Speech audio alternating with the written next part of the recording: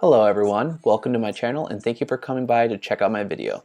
In today's video, I want to talk about one of the underlying problems within this worldwide pandemic, and I'm not talking about COVID-19 itself. It's a very specific group of people and how they react as things progressively get worse. I'm going to break down this video into a few key points, so you can find the timestamps for these parts in the video description. For the first part, let's talk about the people who are making this worse. I will call them the panic people. Panicking. Those whom only know how to react to a situation with action, not thought before action, letting fear overcome them, leading to panicking. Why'd you panic? Fear, I guess. One thing you gotta know, fear and panic are two separate emotions. Fear is healthy, panic's deadly. It's natural for people to hesitate and have poor judgment of actions when faced with, and even forced into, a very frightening outcome that they wouldn't expect and or be ready for.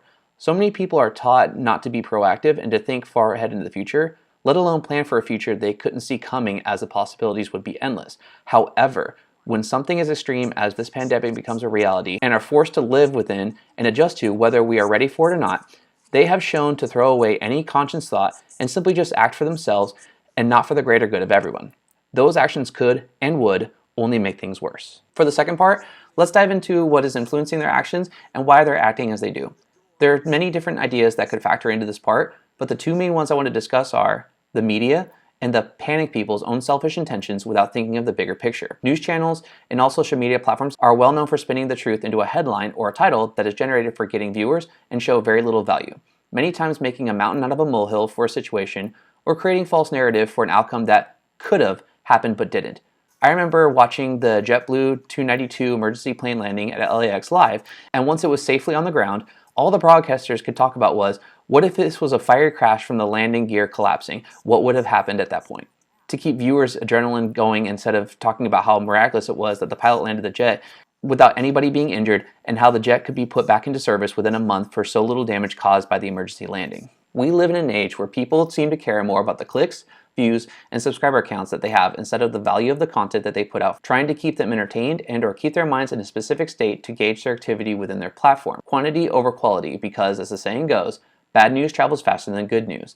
And if people talked about the good news, nobody would be shocked, as there are things that are supposed to happen, while bad news is unexpected and gets more attention, which leads to more money. When it comes to the panic people's own selfish intentions without thinking of the bigger picture, this is what I personally cannot stand the most. Unfortunately, I do expect social outlets to give off certain content to fit their agendas, so anyone seeing that is something I cannot completely blame people for, as they may be unintentionally exposed to it. However, what I can blame them for is their actions that they take based upon learning what they know. Going off the chain of events from when the pandemic started, so much of the spread can be blamed on those first wave of people who went to the stores to get essential items, and it only got worse from there.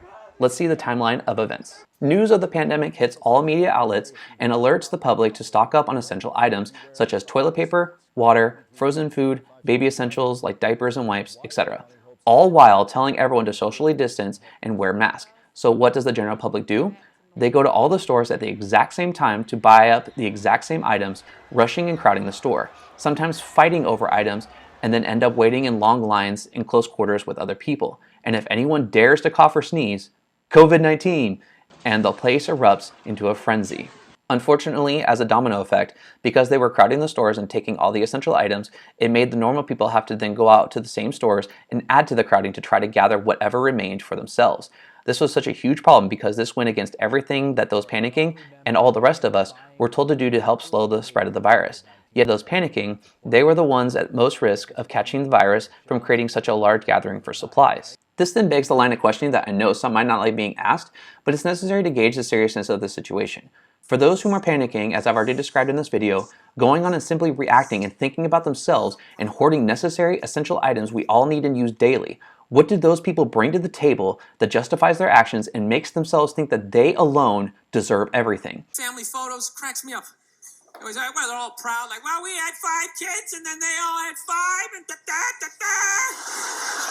It's like, yeah, none of you did shit. I don't recognize anybody in that photo. You just made 30 people who are all taking a shit every day that ends up in a river. That's not a family photo. That's an environmental disaster, and you framed it. If those people panicking as mentioned prior were the only ones left on this planet, would those individuals be able to progress society positively to continue mankind, as well as fulfill all of the jobs and skills of the people that they kept from getting supplies? If the answers are no, then those people panic shopping and reacting selfishly need to start actually contributing to the greater good of everyone else, which in turn helps them out greater than hoarding everything. These are the people that don't realize that if nobody else has any supplies, once their own supplies run out and they have to go out and get more, then they will then have to come outside of their home and be exposed to the virus, making their effort only prolonging the inevitable. I know someone's response may be, well, then they could just order everything to the house. But if the delivery drivers are all sick without supplies to get better, if people are starving because all the food has been selfishly hoarded to keep them from eating, making their bodies weaker and more susceptible to the virus, then whom will bring their orders to their home? They also need to keep in mind, not everyone gets sick at the same time. Some are affected for a longer or a shorter time. So if nobody else was to get supplies, no matter when they would run out, there will be people outside that would have COVID-19 that they would end up encountering.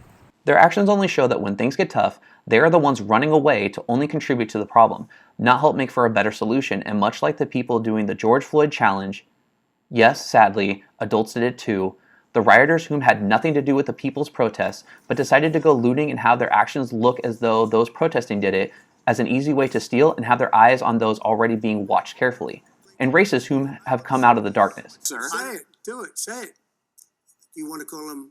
What do you want to call him? Give me a name. Give me a white name. supremacists and Who would white you like me to condemn? white supremacists and right Proud militia. Boys, stand back and stand by. Should be publicly called out so that everyone knows whom will be the ones to think of only for themselves, especially in a time of crisis when everyone needs to help one another.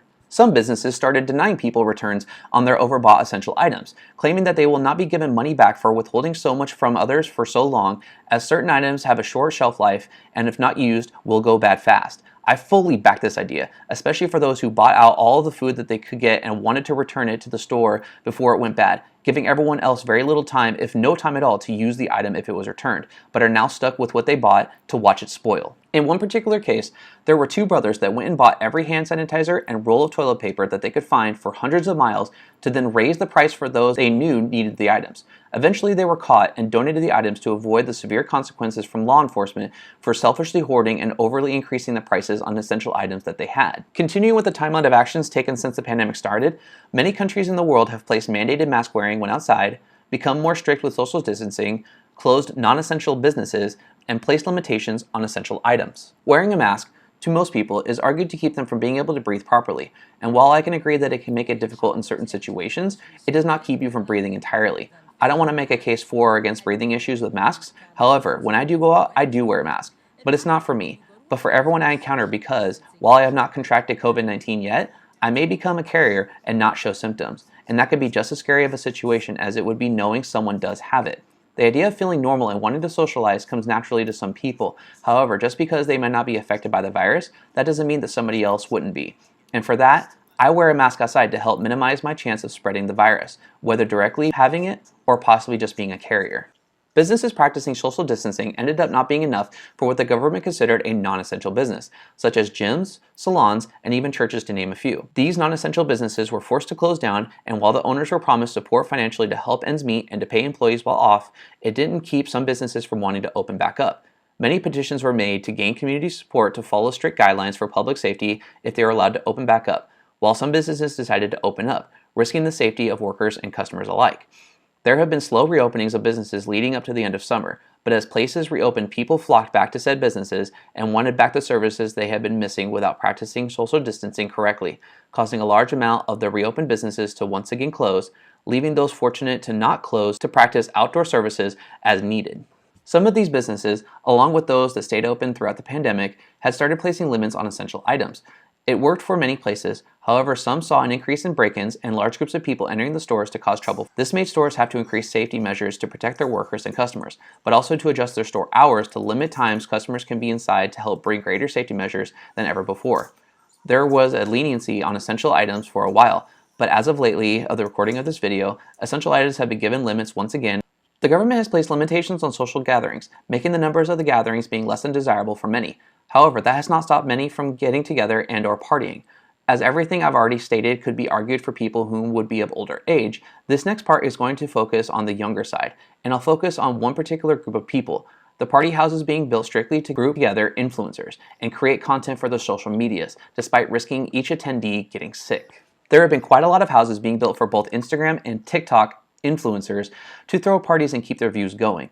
There's the Hype House, Sway House, Alpha House, TikTok content creator Bryce Hall's house, and YouTube content creator Jake Paul's house, to name a few. These houses are made up of young social media creators whom claim that the reason that they have to keep partying with large groups of people during this pandemic is because, quote unquote, it's their job, as their TikTok content is needed for, as they say, clout, which means swag for those not Gen Z. Bryce Hall's house was eventually shut down after neighbors repeatedly complained of the noise and constant partying with large gatherings of people, the biggest being on his 21st birthday.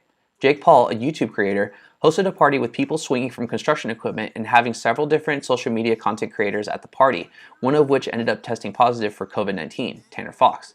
Upon hearing the news, Jake and his friends in the background of the call don't take the news seriously and even claim that they don't care about the consequences. I woke up and I felt a little bit off, so I went and got a COVID-19 test, and it actually came back positive. Nah, you're tripping. I don't know what to tell you. You're not joking? I'm really not joking right now, man. I swear. I swear to God. Well, Are you worried about it? not really. We don't care. This, ladies and gentlemen, are examples of our future. Obviously not all of our future, but being influencers on social media platforms that primarily kids gravitate towards, I'd guess that if you have preteens or teenage kids, that they may know these people, and I'd hope that they are not making an impression on them to this being good behavior to do during these times.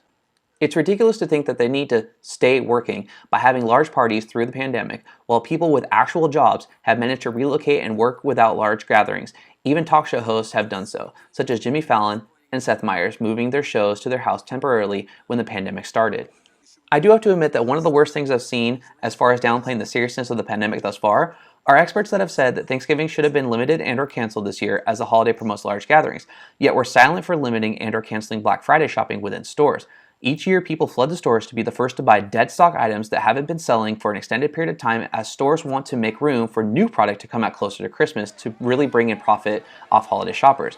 When it comes to keeping the economy going, if it brings in money, it's silence is said for gatherings. However, for the holiday that everyone's supposed to feel thankful for what they have is deemed a problem and should be canceled. Don't be surprised if when it gets closer to Christmas, they start to say that the case numbers start to drop. But the day after Christmas, when people want to make returns, all hell breaks loose and the case numbers start to increase, discouraging people from going to the stores and returning the items. From the looks of this video, it would seem that people's selfish actions and panic responses to the news that they get seem to be as big of a problem as COVID-19 itself. However, there is a light at the end of the tunnel.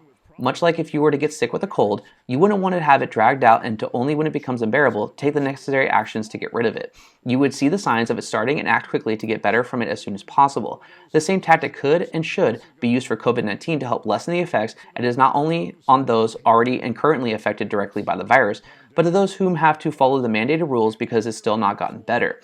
It's challenging to change someone's ways that are already set in stone, but in extreme times, extreme measures need to be taken to help get everything under control. I personally don't see this pandemic lessening in how it affects all of us directly or indirectly, or fading away from conversation for a year or longer, even after the vaccine is out publicly, because it is a new strain of disease sweeping the world, and if people don't take the right actions for the right reasons, this will take even longer to get through. Things can get better. Miracles have happened before, like this man being an icon. I'm like Howard Hughes. I'm like David Stern. I'm like Steve Jobs. If anything, that's a compliment to them. I'm like Michelangelo, because I'm the new version of that. Or this man becoming president. Ladies and gentlemen, the next president of the United States, Donald Trump. Thank you. It's been an honor. Just remember, anything is possible, but it is up to you to help make that happen. And one of the easiest ways to do that is to hold yourself accountable for your actions, to hold others accountable for their actions, and to be able to make the right choices for the right reasons for the greater good of everybody. I hope you enjoyed this video, and I will see you in the next one. Take care, and I hope you're staying safe.